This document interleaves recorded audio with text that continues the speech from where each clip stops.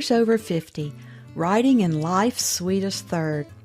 Authors Over 50's weekly podcast celebrates writers and their journeys to publication. Writing after 50 is a whole story on its own, so let's skip to life's sweetest third and talk with authors about their journey from pen to publish. Welcome, I'm Julia Daly, your host, and I invite you to listen to interviews with writers who've achieved their goal of publishing a book just later in life. We've seen award lists for under 30 or under 40, but I've yet to see lists for those who've achieved a significant milestone of their own, launching a new career and publishing their first book after the age of 50.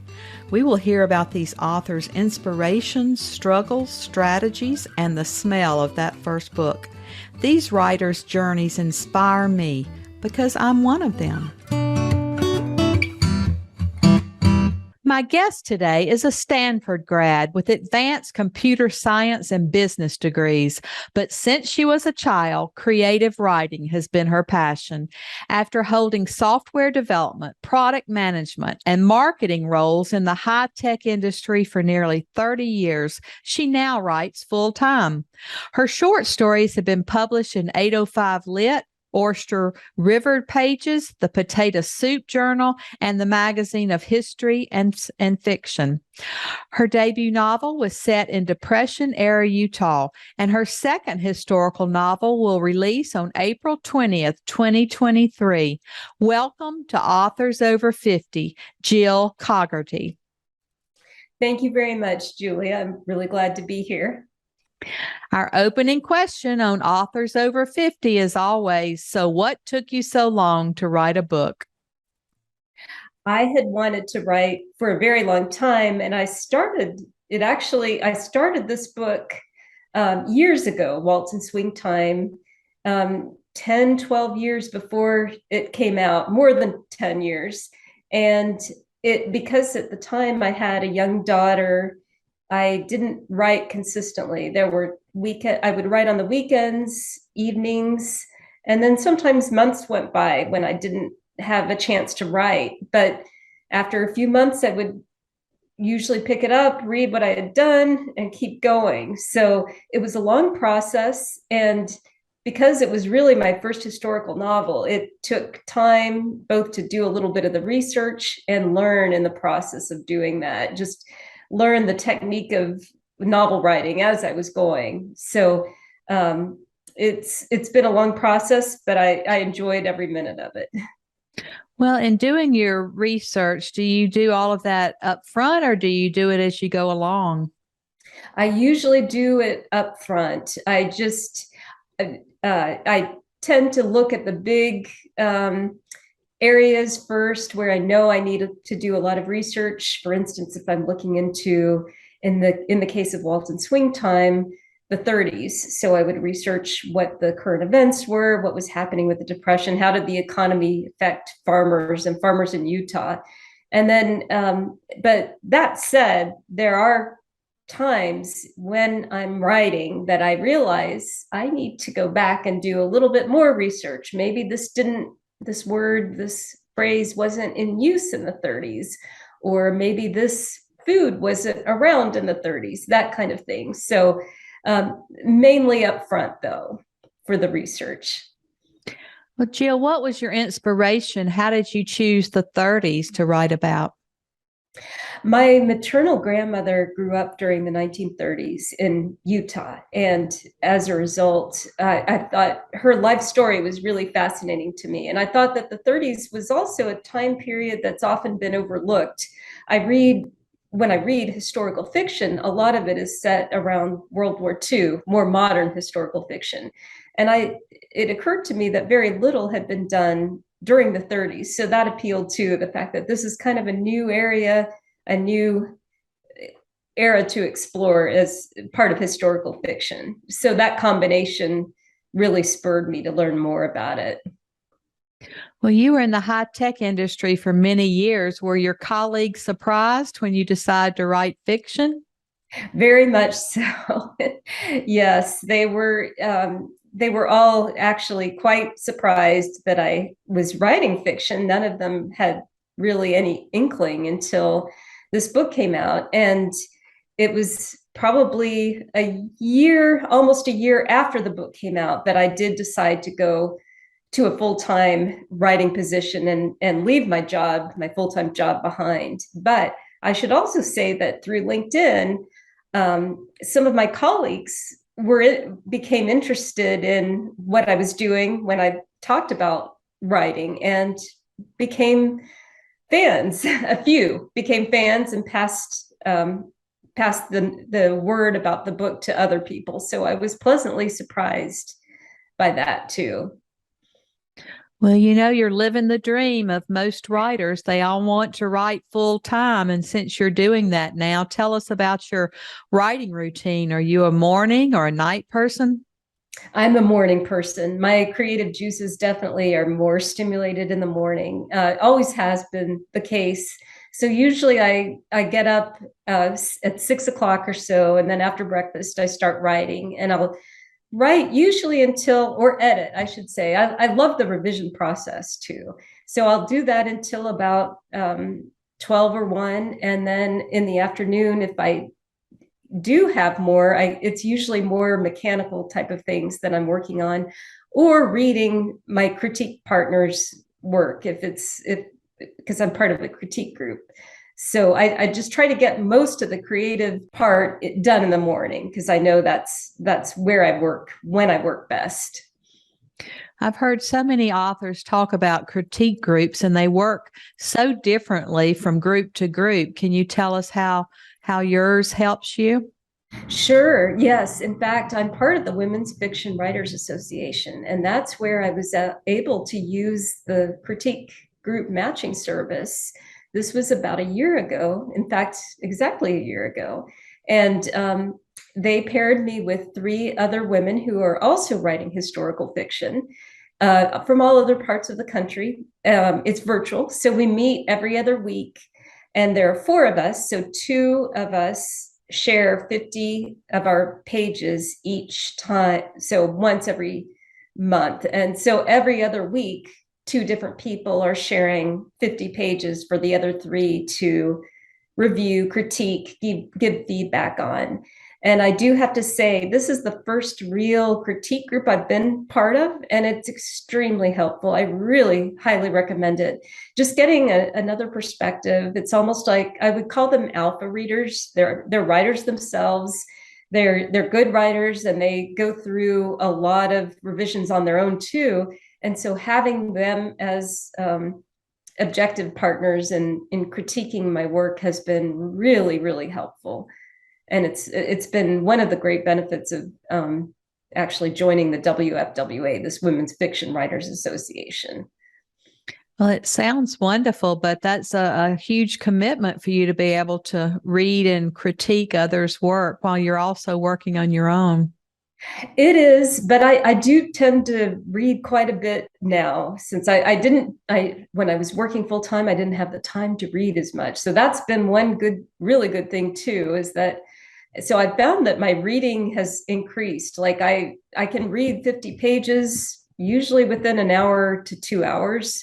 So it doesn't take up as much time. And then when I'm reading just other novels for fun, I find myself trying to think about, how does this work? What works well in this author's, style, so I can learn from that author. So I'm kind of already in that mindset a little bit. So, but yeah, it's also timing, just trying to figure out when and how to squeeze in some of that work to critique.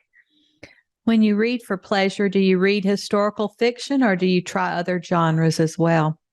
I try other genres too. I definitely read a lot of historical fiction, but I also read contemporary fiction a lot. And then I also enjoy mysteries, mysteries, sometimes thrillers.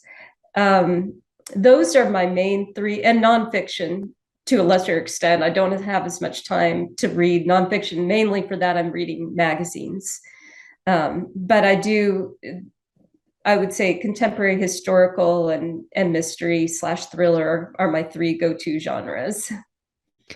Well, sometimes I think as writers, we lose our ability to read for pleasure. I start editing somebody else's work if I'm looking at their words on the page. So I like listening to audiobooks now because I don't have to look at their words. I can just listen.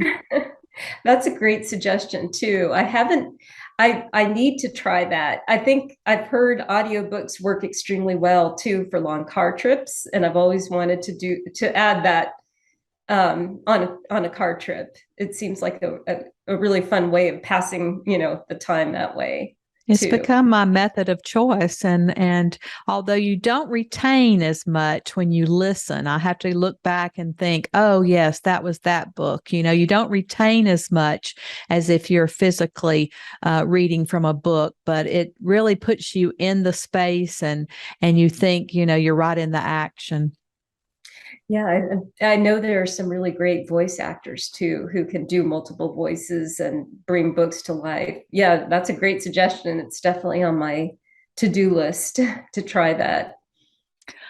Jill, once you knew you had to write this book, how did you proceed? Did you search for an agent, decide to choose a hybrid, a small press, or did you self-publish? I initially started to look for an agent, and I was so new to the process that when I started querying, I probably should have been revising even more. That was part of my lack of knowledge about writing novels. I think I had revised once, and I thought that was enough.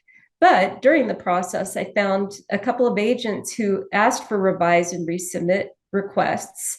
And the advice they gave me in those requests, even though it was only a couple of lines, was really, really helpful. Like, take away the scenes where the action is not happening necessarily to the main character as much.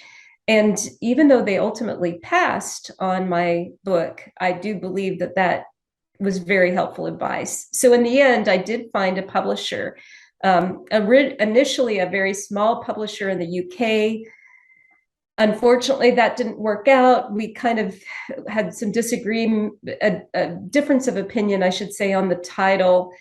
And then I ultimately found the publisher I'm using now, Black Rose Writing, and they've been a dream to work with. They've been very supportive, very they give a lot of creative license with the title, even the cover, even though they have a cover designer. So they've been great, and they help with. I should add too, promotions sometimes, either on Amazon, BookBub, and that kind of thing as well. Well, tell us a little bit more about your book and then read from it so that we can hear your tone and voice in the book. Sure. Waltz and Swing Time is a dual timeline historical novel. So it alternates between mainly the 1930s on a farm in Utah, Depression era Utah, and then 2006, where the main character, Irene, who's growing up on the farm during the 1930s, is in an assisted living home in 2006. Most of the action does take place, though, in the 30s, and Irene's family is struggling during the Depression. They're almost about to lose their farm because of the bank foreclosures. And they also suffer a personal tragedy, the death of a son, one of their youngest sons. Meanwhile, Irene loves music and plays the piano. Unfortunately, the piano they have to sell to earn money.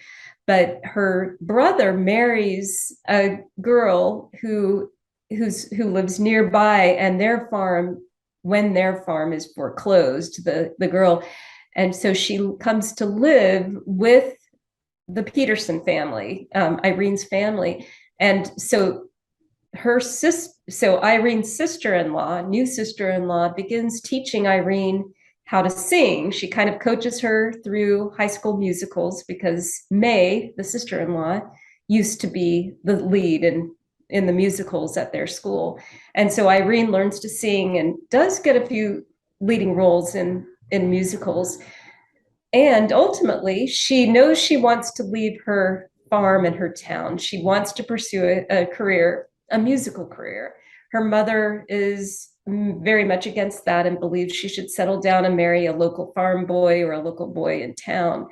but her father agrees to let her go to college for at least one quarter and is able to get through.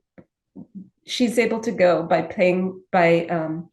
offering piano lessons and staying as a boarder in exchange for helping them clean and cook. While she's there, she finds out about an opportunity at Zion National Park that summer. So she applies, and she gets hired as a maid during the day, and at night she auditions for a musical, well, not a musical, a variety show as a singer, and she gets onto the show. And there she meets Spike, a dancer who's been at the parks for years, and a bit of a maverick. And I won't give away the rest of the story, but ultimately Irene has to choose between pursuing her career as a musician and maybe letting Spike, who is a performer, helping her do that, and leaving her family behind, or staying, keeping her family together, staying on the farm that she's grown up with. So that's kind of the crux of the story. And then in the present day, Irene is in an assisted living home, struggling with memory problems and heart problems. And her daughter and her granddaughter visit her, and there are parallels between her daughter's relationship with her granddaughter and her own relationship with her mother. So it's kind of a mother-daughter. There's a mother-daughter motif too between the two stories. That's it in a nutshell, more than a nutshell. So this is during, what I'm about to read takes place during Irene's stay at the assisted living home in 2006. And it's kind of the beginning of awakening her memories about growing up on the farm. So the nurse sighs and touches Samuel's shoulder. He enjoys listening to music, does him some good, but I don't think the pianist will be here till noon. Samuel's mottled hands tremble and his lips bare back, exposing a row of crooked teeth and a gold crown. I used to play piano, I hear myself saying. A lifetime ago, I'd be glad to play for him. Marcy raises her eyebrows and leans toward me. You're a pianist, Irene? I had no idea. Sliding onto the bench, I arrange my fingers onto the keys and consider what to play. It's been years since I touched a keyboard. A quiver dances through me, not stage jitters, but an unbidden memory of myself as a girl on our farm, drifting my hands into minuets, waltzes, love melodies, as my mind whisked me on journeys elsewhere. At first I hesitate, afraid of the phantoms I might awaken, but out of habit, my fingers spring into motion. From the piano's core, a deep, mellow sound crashes into the dining room and ricochets off the walls, interrupting the din of music, clinking utensils, and conversation. At first it startles, a bold presence that demands attention, but I navigate my way into it, securing myself to its rhythmic groove. The notes swell and dip, butterflying into a dizzying array of colors. It's funny how age doesn't matter with music. All other physical acts may falter or fail at 89, but not this. Retracing familiar pathways, my fingers fly up and down octaves, almost as effortlessly as they did half a century ago. Swaying on the bench, I run through a number of songs from the 30s. Smoke gets in your eyes. It don't mean a thing if it ain't got that swing. And you must have been a beautiful baby.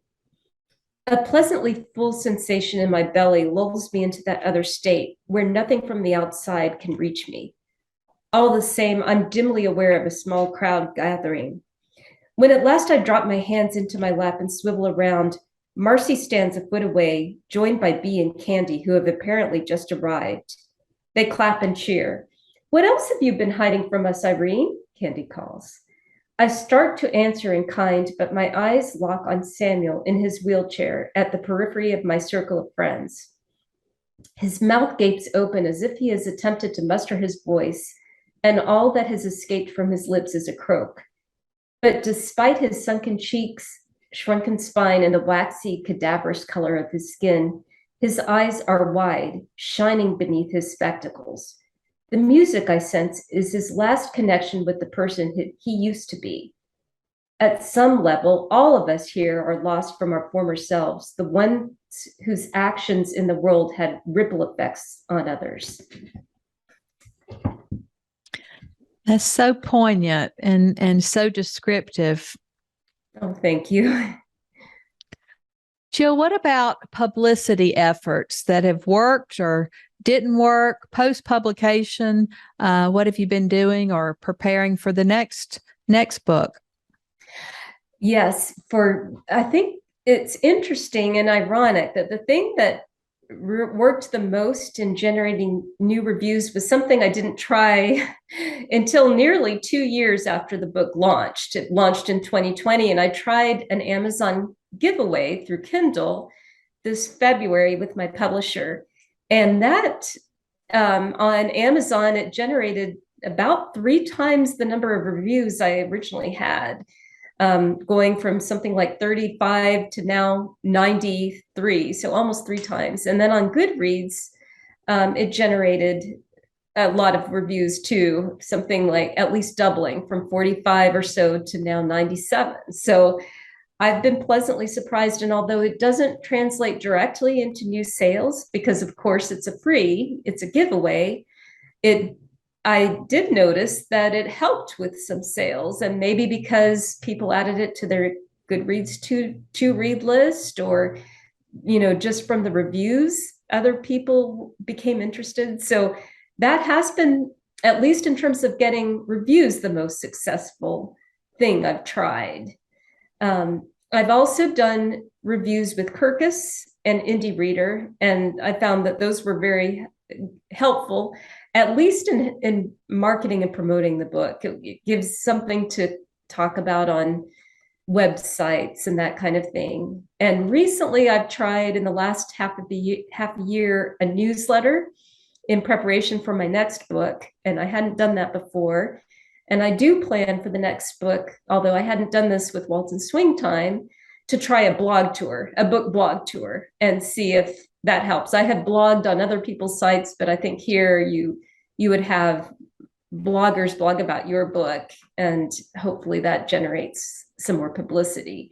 And then I wasn't on Instagram, believe it or not, when my book launched, and now I am on Instagram, and I find that Bookstagram and a lot of Instagram readers do pay attention to book launches and books. So that's been good too. Well, sometimes we feel like it's a real slow build, but just getting your name out there and getting ready for the next publication, I think is so important. And those reviews, the way that you've built those are vital to us as well. Agreed. Yes. Because I do think people who are friends of the people who review on Goodreads or Amazon will see them, and ideally there's some word of mouth. In fact, I did, through a giveaway on the Bookish Road Tour, I did a giveaway recently, and the woman who won my book wrote a beautiful review. I was so pleased. And I shared that on social media, but just one person adding something like that is great. It's helpful.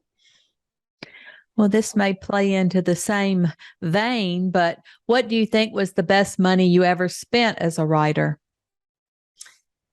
I would say, well, probably the Amazon giveaway from reviews. I had done also a Goodreads giveaway, and I would not recommend the physical copy of the giveaway, but the electronic copy, because there you can give up to 100 electronic copies, and then you're really targeting readers if you do that with Goodreads too. So those two, and probably the Kirkus and Indie Reader reviews that I got, I would say were money well spent, from my perspective anyway. What about this second book? Do you want to give us a brief description of it? Sure. Yes, it's called Isle of Castaways, and it's set also during the Depression in 1934. Actually, most of the action takes place. it features a girl named Isabel. She's 16 years old. She lives in a squalid San Francisco neighborhood. Her father has died. Her mother is struggling to make ends meet. Her brother has joined the CCC, the Civilian Conservation Corps at Yosemite. So Isabel is responsible for her younger sister, taking care of her and managing the household while her mother works. And she's desperate for a taste of freedom. She feels, I mean, between school and work and caring for her sister, she really doesn't have time to herself. But she does comfort her younger sister with trips to an imaginary world, which is the Isle of Castaways. So they have this fantasy land. But there's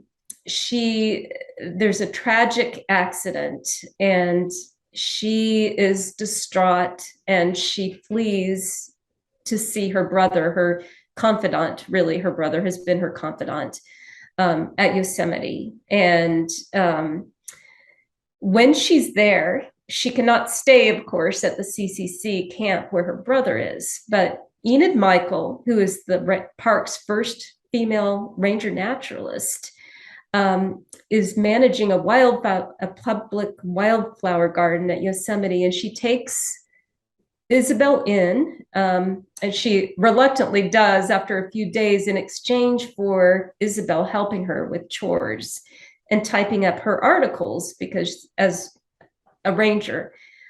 So Isabel is slowly learning new skills and kind of discovering a newfound independence and a whole new world of animals and birds and flowers that she never really noticed or knew about in San Francisco. But she receives, her brother also is pressuring her to go back home because he thinks her mother is alone and hurting. But she does, when she receives upsetting news from home that she really can't ignore, she has to decide if she can assist her family without sacrificing her chance at a new life. So that's the big struggle.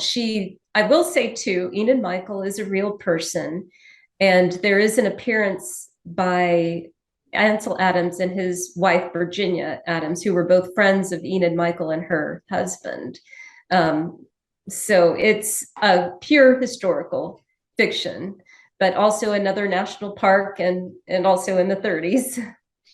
Well, I picked up on that. It's another intriguing premise, but you have another park in there. Are you a fan of the national parks? I am. I love the national parks. I love hiking, and I think that they're amazing. Just an amazing resource to take advantage of. And it's when the national parks were founded, and FDR during the 30s helped make them kind of an inviolable land that couldn't be built on. It really opened the way for people to enjoy them, to hike, to explore, to really seek solace during those hard years during the Depression when money was scarce. So it was a good, cheaper way of, enjoying nature and just finding some sort of a kind of a haven, I guess you would say. Well, they're all so incredibly gorgeous and so different throughout the country. So it is a wonderful resource for us and for our children and grandchildren. Absolutely. Yes. Well, Jill, our writers over 50 are quite unique. Do you have any advice for writers 50 and above? My advice is to just be persistent and not give up. A lot of us have loved or have had the dream of writing for years, and don't let anyone discourage you. Don't let them say you're too old. Don't let them tell you you're not doing it right, or you don't have a chance. Just go for it and don't be discouraged. And sometimes, you might get feedback that will maybe hurt a little bit, and it's okay. Just, you can think about it. You don't have to accept all of the feedback that you get, but if it resonates with you, you can incorporate it and just believe that it's only helping make your manuscript, your work in process, even better. So really, that's my most advice is enjoy it and don't give up. I think that's great advice. And I just appreciate you being with us today. And we're going to follow your career and look forward to the second book as well. And we're just so happy to say now that you're one of our authors over 50. Thank you so much, Julia. I've really enjoyed talking with you. It's been great. Thank you for joining us today.